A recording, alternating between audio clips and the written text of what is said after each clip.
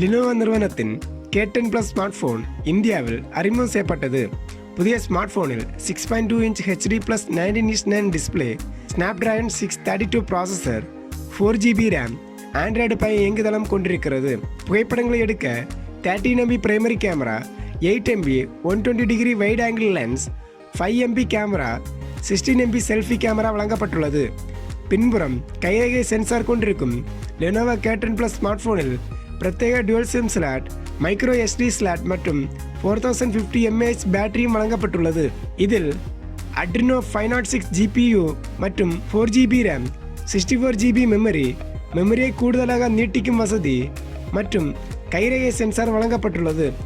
Lenovo K10 Plus smartphone Sprite மற்றும் black என 20 நிறங்களில் கிடைக்கிறது.